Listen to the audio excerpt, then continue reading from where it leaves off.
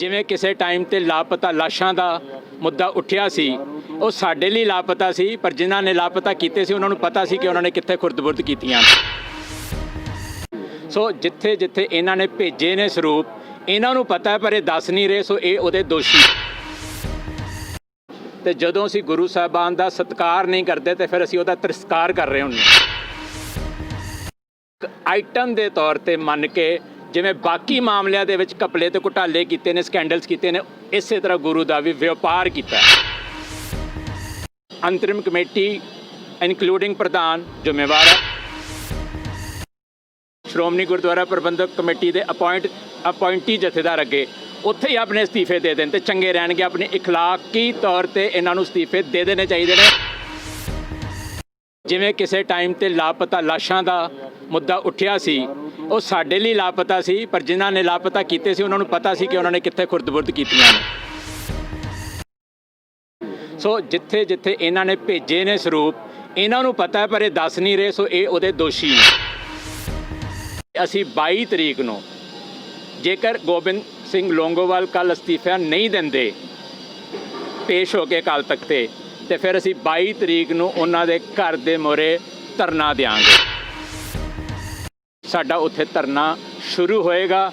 ਕਿੰਨੇ ਦਿਨ ਚੱਲੇਗਾ, ਉਹਦੀ ਕੀ ਨੇਚਰ ਹੋਏਗੀ, ਇਹ ਅਸੀਂ ਉਸ ਦਿਨ 22 ਤਰੀਕ ਉੱਥੇ ਬੈਠ ਕੇ ਦੱਸਾਂਗੇ। ਜਿਹੜੀ ਪੜਤਾਲ ਚੱਲ ਰਹੀ ਹੈ ਅਧੂਰੀ ਹੈ, ਜਨਤਕ ਤੌਰ ਤੇ ਉਹਦੀ ਰਿਪੋਰਟ ਸਾਹਮਣੇ ਕੀਤੀ ਜਾਵੇ। ਧਰਨਾ ਤੇ ਉਸ ਤੋਂ ਵੱਡਾ ਜਿਹੜਾ ਸਾਡਾ ਐਕਸ਼ਨ ਪ੍ਰੋਗਰਾਮ ਹੈ ਉਹ ਹੈ ਕਿ 28 ਤਰੀਕ ਨੂੰ ਬਜਟ ਇਜਲਾਸ ਹੋਣ ਜਾ ਰਿਹਾ ਹੈ। ਸ਼੍ਰੀ ਗੁਰੂ ਗ੍ਰੰਥ ਸਾਹਿਬ ਜੀ ਦੇ 328 ਪਾਵਨ ਸਰੂਪਾਂ ਨੂੰ ਲੈ ਕੇ ਵੱਖ-ਵੱਖ ਸਿੱਖ ਜਥੇਬੰਦੀਆਂ ਵੱਲੋਂ ਪਹਿਲਾਂ SGPC ਦੇ ਦਫ਼ਤਰ ਦੇ ਬਾਹਰ ਮੋਰਚਾ ਲਗਾ ਦਿੱਤਾ ਗਿਆ ਸੀ, ਜਿਸ ਤੋਂ ਬਾਅਦ SGPC ਵੱਲੋਂ ਇੱਕ ਵੱਡੀ ਕਾਰਵਾਈ ਕੀਤੀ ਗਈ ਸੀ ਕਿ ਬੈਰੀਗੇਟ ਉੱਥੇ ਲਗਾ ਦਿੱਤੇ ਗਏ ਸੀ। ਲੇਕਿਨ ਉਸ ਤੋਂ ਬਾਅਦ ਬੈਰੀਗੇਟ ਜ਼ਰੂਰ ਹਟਾ ਦਿੱਤੇ ਗਏ, ਲੇਕਿਨ ਉਸ ਸ਼ਰਤ ਇੱਕ ਰੱਖੀ ਗਈ ਸੀ ਕਿ ਜੇਕਰ ਤੁਸੀਂ ਆਪਣਾ ਮੋਰਚਾ ਕਿਸੇ ਦੂਸਰੀ ਜਗ੍ਹਾ ਸ਼ਿਫਟ ਕਰ ਲਓ ਤਾਂ ਜੋ ਕਿ ਆਉਣ ਜਾਣ ਵਾਲੀਆਂ ਸੰਗਤਾਂ ਨੂੰ ਪਰੇਸ਼ਾਨੀ ਹੋ ਰਹੀ ਸੀ ਬੈਰੀਗੇਟ ਦੇ ਨਾਲ, ਤਾਂ ਉਹ ਹਟਾ ਦਿੱਤੇ ਜਾਣ ਕਰਦਾ। ਜਿਸ ਤੋਂ ਬਾਅਦ ਬੈਰੀਗੇਟ ਜ਼ਰੂਰ ਹਟਾ ਦਿੱਤੇ ਗਏ ਸੀ, ਲੇਕਿਨ ਅੱਜ ਸੱਚਖੰਡ ਸ਼੍ਰੀ ਹਰਿਮੰਦਰ ਸਾਹਿਬ ਦੇ ਨਾਲ ਹੀ ਸ਼੍ਰੀ ਅਕਾਲ ਤਖਤ ਸਾਹਿਬ ਦੇ ਉੱਤੇ ਅੱਜ ਦਲ ਖਾਲਸਾ ਜਿਹੜੇ ਨੇ ਉਹ ਪਹੁੰਚੇ ਹੋਏ ਨੇ। ਉਹਨਾਂ ਦੇ ਮੁਖੀ ਜਿਹੜੇ ਨੇ ਪਹੁੰਚੇ ਹੋਏ ਨੇ ਕੰਵਰਪਾਲ ਸਿੰਘ, ਤਾਂ ਉਹਨਾਂ ਦੇ ਨਾਲ ਵੀ ਅਸੀਂ ਗੱਲਬਾਤ ਕਰਨ ਦੀ ਜ਼ਰੂਰ ਕੋਸ਼ਿਸ਼ ਕਰਾਂਗੇ। ਲੇਕਿਨ ਤੁਹਾਨੂੰ ਦੱਸ ਦਈਏ ਕਿ ਇੱਕ ਮੀਟਿੰਗ ਕੀਤੀ ਜਾ ਰਹੀ ਹੈ ਤੇ ਇਸ ਮੀਟਿੰਗ ਦੇ ਵਿੱਚ ਕੀ ਫੈਸਲਾ ਲਿਆ ਜਾਂਦਾ ਹੈ ਇਹ ਤਾਂ ਗੱਲ ਕਰਨ ਤੋਂ ਬਾਅਦ ਹੀ ਪਤਾ ਚੱਲੇਗਾ। ਲੇਕਿਨ ਅਸੀਂ ਤੁਹਾਨੂੰ ਤਸਵੀਰਾਂ ਜਿਹੜੀਆਂ ਉਹ ਦਿਖਾ ਰਹੇ ਹਾਂ, ਇਹ ਸ਼੍ਰੀ ਅਕਾਲ ਤਖਤ ਸਾਹਿਬ ਦੀਆਂ ਤਸਵੀਰਾਂ ਨੇ, ਜਿੱਥੇ ਕਿ ਤੁਸੀਂ ਦੇਖ ਸਕਦੇ ਹੋ ਕਿ ਵੱਡੀ ਗਿਣਤੀ ਦੇ ਵਿੱਚ ਜਿਹੜੇ ਨੇ ਦਲ ਖਾਲਸਾ ਦੇ ਜਿਹੜੇ ਆਗੂ ਨੇ ਉਹ ਵੀ ਪਹੁੰਚੇ ਹੋਏ ਨੇ ਤੇ ਦਲ ਖਾਲਸਾ ਦੇ ਜਿਹੜੇ ਮੁਖੀ ਨੇ ਉਹ ਵੀ ਇੱਥੇ ਮੌਜੂਦ ਨੇ ਤੇ ਅਸੀਂ ਉਹਨਾਂ ਦੇ ਨਾਲ ਵੀ ਗੱਲਬਾਤ ਕਰਨ ਦੀ ਜ਼ਰੂਰ ਕੋਸ਼ਿਸ਼ ਕਰਾਂਗੇ ਕਿ ਆਖਿਰਕਾਰ ਮੀਟਿੰਗ ਦੇ ਵਿੱਚ ਉਹਨਾਂ ਵੱਲੋਂ ਕੀ ਵੱਡਾ ਫੈਸਲਾ ਜਿਹੜਾ ਹੈ ਉਹ ਲਿੱਤਾ ਜਾਂਦਾ ਹੈ। ਲਾਪਤਾ ਪਾਵਨ ਸਰੂਪਾਂ ਦੇ ਮਸਲੇ ਤੇ ਪੰਥਕ ਜਥੇਬੰਦੀਆਂ ਦੀ ਇਕੱਤਰਤਾ ਅਕਾਲ ਤਖਤ ਸਾਹਿਬ ਵਿਖੇ ਸੱਦੀ ਗਈ ਸੀ। ਮੀਟਿੰਗ ਸੱਦਣ ਵਾਲਿਆਂ ਦੇ ਵਿੱਚ ਸ਼੍ਰੋਮਣੀ ਅਕਾਲੀ ਦਲ ਅੰਮ੍ਰਿਤਸਰ, ਦਲ ਖਾਲਸਾ ਤੇ ਯੂਨਾਈਟਿਡ ਅਕਾਲੀ ਦਲ ਸ਼ਾਮਲ ਹਨ। ਜਿਹੜੀਆਂ ਜਥੇਬੰਦੀਆਂ ਅੱਜ ਇਸ ਮੀਟਿੰਗ ਦੇ ਵਿੱਚ ਸ਼ਾਮਲ ਹੋਈਆਂ ਹਨ ਉਹਨਾਂ ਵਿੱਚ Shiromani Akali Dal democratic federations, Akal federation, alliances for Sikh organisation, Shiromani committee member, Akhand Kirtani Jatha, Giani Bhai Dhian Singh Mand, Haryana Gurdwara Prabandhak committee ਦੇ ਪ੍ਰਧਾਨ ਬਲਜੀਤ ਸਿੰਘ ਦਾਦੂਵਾਲ ਸ਼ਾਮਲ ਹੋਏ ਨੇ। ਸਾਰਿਆਂ ਨੇ ਆਪਣੇ ਆਪਣੇ ਵਿਚਾਰ ਇਸ ਮੁੱਦੇ ਤੇ ਦਿੱਤੇ ਨੇ ਜਿਹੜੇ ਸਰੂਪ ਲਾਪਤਾ ਹੋਏ ਨੇ। ਅਸੀਂ ਸਮਝਦੇ ਹਾਂ, ਹਾਊਸ ਨੇ ਸਮਝਿਆ ਕਿ ਲਾਪਤਾ ਇਹ ਸਿਰਫ ਸਾਡੇ ਲਈ ਨੇ। ਜਿਨ੍ਹਾਂ ਦੇ ਕੋਲੋਂ ਹੋਏ ਨੇ ਉਹਨਾਂ ਨੂੰ ਪਤਾ ਕਿ ਕਿੱਥੇ ਗਏ ਨੇ। ਉਹਨਾਂ ਦਾ ਦੋਸ਼ ਇਹ ਹੈ ਕਿ ਉਹ ਦੱਸ ਨਹੀਂ ਰਹੇ। ਜਿਵੇਂ ਕਿਸੇ ਟਾਈਮ ਤੇ ਲਾਪਤਾ ਲਾਸ਼ਾਂ ਦਾ ਮੁੱਦਾ ਉੱਠਿਆ ਸੀ, ਉਹ ਸਾਡੇ ਲਈ ਲਾਪਤਾ ਸੀ, ਪਰ ਜਿਨ੍ਹਾਂ ਨੇ ਲਾਪਤਾ ਕੀਤੇ ਸੀ ਉਹਨਾਂ ਨੂੰ ਪਤਾ ਸੀ ਕਿ ਉਹਨਾਂ ਨੇ ਕਿੱਥੇ ਖੁਰਦ-ਬੁਰਦ ਕੀਤੀਆਂ ਨੇ। ਸੋ ਜਿੱਥੇ ਜਿੱਥੇ ਇਹਨਾਂ ਨੇ ਭੇਜੇ ਨੇ ਸਰੂਪ, ਇਹਨਾਂ ਨੂੰ ਪਤਾ ਪਰ ਇਹ ਦੱਸ ਨਹੀਂ ਰਹੇ, ਸੋ ਇਹ ਉਹਦੇ ਦੋਸ਼ੀ ਨੇ। ਦੋਸ਼ੀ ਵੀ ਇੰਨੇ ਵੱਡੇ ਨੇ ਕਿ ਆਪਣੇ ਹੀ ਦੋਸ਼ ਨੂੰ ਛੁਪਾਉਣ ਲਈ ਨਿੱਤ ਦਿਨ ਨਵਾਂ ਝੂਠ ਕੱਢਦੇ ਨੇ, ਬੋਲਦੇ ਨੇ ਔਰ ਬੇਸ਼ਰਮੀ ਦੇ ਨਾਲ ਫਿਰ ਉਹਦੇ ਤੇ ਹੀ ਹੱਸ ਦਿੰਦੇ ਨੇ। ਸੋ ਅੱਜ ਦੇ ਹਾਊਸ ਨੇ ਇਹਨਾਂ ਨੂੰ ਦੋਸ਼ੀ ਵੀ ਪਾਇਆ ਤੇ ਗੁਨੇਗਾਰ ਵੀ ਪਾਇਆ। ਇਹਨਾਂ ਨੇ ਜਿਹੜੀ ਸੰਸਥਾ ਦਾ ਇਹ ਜ਼ਿੰਮੇਵਾਰੀ ਸੀ ਕਿ ਗੁਰੂ ਸਾਹਿਬਾਨਾਂ ਦਾ ਸਤਿਕਾਰ ਕਰਨਾ, ਉਹਨਾਂ ਦੀ ਹਿਫਾਜ਼ਤ ਕਰਨੀ, ਉਹਨਾਂ ਨੇ ਨਾ ਤਾਂ ਹਿਫਾਜ਼ਤ ਕੀਤੀ ਨਾ ਸਤਿਕਾਰ ਕੀਤਾ। ਤੇ ਜਦੋਂ ਅਸੀਂ ਗੁਰੂ ਸਾਹਿਬਾਨ ਦਾ ਸਤਿਕਾਰ ਨਹੀਂ ਕਰਦੇ ਤੇ ਫਿਰ ਅਸੀਂ ਉਹਦਾ ਤਿਰਸਕਾਰ ਕਰ ਰਹੇ ਹੁੰਦੇ ਹਾਂ। ਸੋ ਇਸ ਕਰਕੇ ਇਹ ਦੋਸ਼ੀ ਨੇ ਕਿ ਇਹਨਾਂ ਨੇ ਗੁਰੂ ਦਾ ਸਤਿਕਾਰ ਨਹੀਂ ਕੀਤਾ। ਇਹਨਾਂ ਨੇ ਇੱਕ ਆਈਟਮ ਦੇ ਤੌਰ ਤੇ ਮੰਨ ਕੇ ਜਿਵੇਂ ਬਾਕੀ ਮਾਮਲਿਆਂ ਦੇ ਵਿੱਚ ਘਪਲੇ ਤੇ ਘੁਟਾਲੇ ਕੀਤੇ ਨੇ, ਸਕੈਂਡਲਸ ਕੀਤੇ ਨੇ, ਇਸੇ ਤਰ੍ਹਾਂ ਗੁਰੂ ਦਾ ਵੀ ਵਪਾਰ ਕੀਤਾ।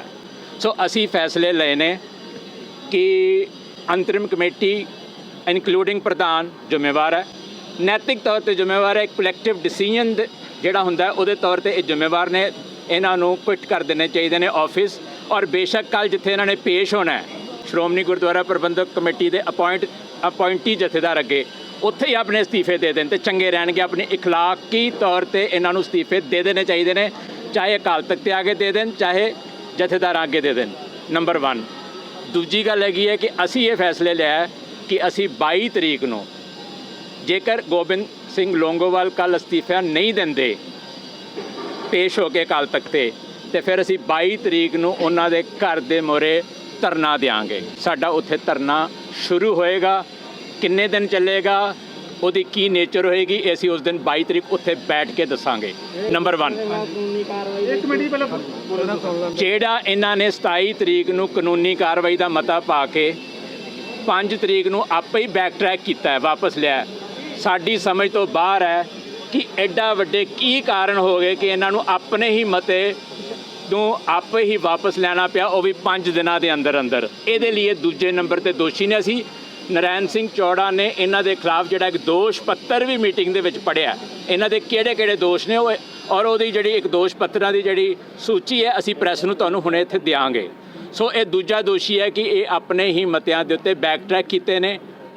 PHRO ਨੇ ਇੱਕ ਆਫਰ ਕੀਤੀ ਹੈ ਪੰਥਕ ਇਕੱਠ ਦੇ ਵਿੱਚ, ਜਿਨ੍ਹਾਂ ਨੇ ਮਸਲਾ ਉਠਾਇਆ ਸੀ ਕਿ ਅਸੀਂ ਅਗਰ ਇਹਨਾਂ ਨੇ ਆਪਣਾ 27 ਵਾਲਾ ਮਤਾ ਜਿਹੜਾ ਫੌਜਦਾਰੀ ਵਾਲਾ ਮਤਾ ਉਹਨੂੰ ਮੁੜ ਲਾਗੂ ਨਾ ਕੀਤਾ 5 ਤਰੀਕ ਵਾਲੇ ਨੂੰ ਰੱਦ ਕਰਕੇ, ਤੇ ਫਿਰ ਅਸੀਂ ਕੋਰਟ ਦੇ ਵਿੱਚ ਜਾਵਾਂਗੇ। ਇਹ PHRO ਦਾ ਕਹਿਣਾ ਹੈ ਤੇ ਅਸੀਂ ਇਹ ਕਿਹਾ ਕਿ ਅਸੀਂ PHRO ਦੀ ਉਸ ਕੰਮ ਦੇ ਲਈ ਸਪੋਰਟ ਕਰਾਂਗੇ, ਉਹਨਾਂ ਦੀ ਮਦਦ ਕਰਾਂਗੇ। ਉਹਨਾਂ ਨੂੰ ਇਸ ਗੱਲ ਲਈ ਮਤਲਬ ਅਸੀਂ ਸ਼ਲਾਘਾ ਵੀ ਕੀਤੀ ਹੈ ਕਿ ਉਹਨਾਂ ਨੇ ਹੁਣ ਤੱਕ ਜਿਹੜਾ ਐਕਸਪੋਜ਼ ਕੀਤਾ ਇਹਨਾਂ ਦੀਆਂ ਮਿਸਡੀਡਸ ਨੂੰ। ਜਿਹੜੀ ਪੜਤਾਲ ਚੱਲ ਰਹੀ ਹੈ ਅਧੂਰੀ ਹੈ, ਜਨਤਕ ਤੌਰ ਤੇ ਉਹਦੀ ਰਿਪੋਰਟ ਸਾਹਮਣੇ ਕੀਤੀ ਜਾਵੇ। ਸਾਨੂੰ ਲੱਗਦਾ ਕਿ ਉਹਦੇ ਵਿੱਚ ਬਹੁਤ ਕੁਝ ਹੈ ਜਿਹੜਾ ਸਾਡੇ ਤੱਕ ਪਹੁੰਚਿਆ ਹੀ ਨਹੀਂ, ਤੇ ਉਹ ਵੀ ਹੈ ਜਿਹੜਾ ਉਹਨਾਂ ਨੂੰ ਵੀ ਨਹੀਂ ਦਿੱਤਾ ਗਿਆ ਤੇ ਉਹ ਤੋਂ ਵੀ ਪਰੇ ਹੈ।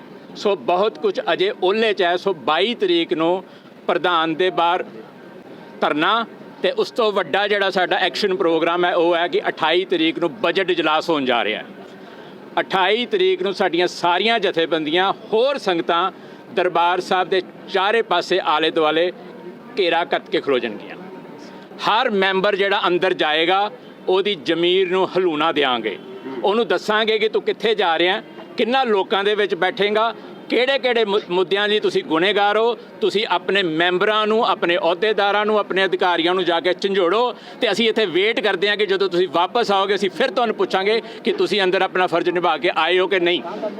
ਸੋ 28 ਤਰੀਕ ਨੂੰ ਸਾਡਾ ਐਕਸ਼ਨ ਹੋਏਗਾ ਕਿ ਦਰਬਾਰ ਸਾਹਿਬ ਦੇ ਆਲੇ ਦੁਆਲੇ ਅਸੀਂ ਸਾਰੇ ਰਸਤਿਆਂ ਦੇ ਉੱਤੇ ਖੜ੍ਹ ਕੇ ਪਲੇ ਕਾਰਡ ਲੈ ਕੇ, ਫਲੈਗਸ ਲੈ ਕੇ ਅਸੀਂ ਇਹਨਾਂ ਨੂੰ ਝੰਜੋੜਾਂਗੇ ਵੀ, ਇਹਨਾਂ ਨੂੰ ਸਵਾਲ ਵੀ ਖੜੇ ਕਰਾਂਗੇ, ਔਰ ਇਹਨਾਂ ਦੇ ਹੱਥ ਆਪਣਾ ਜਿਹੜਾ ਪੱਤਰ ਹੈ ਉਹ ਵੀ ਦਿਆਂਗੇ।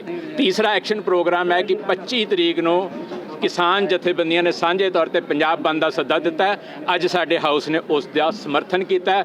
ਅਸੀਂ ਉਸ ਬੰਦ ਵਿੱਚ ਪੂਰਨ ਰੂਪ ਦੇ ਵਿੱਚ ਹਿੱਸਾ ਵੀ ਪਾਵਾਂਗੇ ਔਰ ਉਹਨਾਂ ਦੇ ਨਾਲ ਮੋਢੇ ਨਾਲ ਮੋਢਾ ਜੋੜ ਕੇ ਤੁਰਾਂਗੇ। ਚੌਥਾ ਹੈਗਾ ਕਿ ਸੈਣੀ ਨੂੰ ਜਿਹੜੀ ਬੇਲ ਮਿਲੀ ਹੈ, ਚਾਹੇ ਉਹ ਬੇਲ ਟੈਂਪਰੇਰੀ ਹੈ, ਆਰਜੀ ਹੈ, ਪਰ ਸੁਪਰੀਮ ਕੋਰਟ ਨੇ ਜਿਹੜੀਆਂ ਜ਼ਖਮੀ ਭਾਵਨਾਵਾਂ ਸੀ ਪੀੜਤ ਪਰਿਵਾਰਾਂ ਦੀਆਂ ਔਰ ਇਸ ਪੀੜਤ ਕੌਮ ਦੀਆਂ, ਉਸ ਨੂੰ ਪੂਰੀ ਤਰੀਕੇ ਨਾਲ ਅਣਗੌਲਿਆ ਕੀਤਾ। ਇੱਕ ਬਹੁਤ ਵੱਡਾ ਝਟਕਾ ਦਿੱਤਾ ਇਸ ਸੁਪਰੀਮ ਕੋਰਟ ਨੇ, ਇਸ ਜਸਟਿਸ ਸਿਸਟਮ ਨੇ।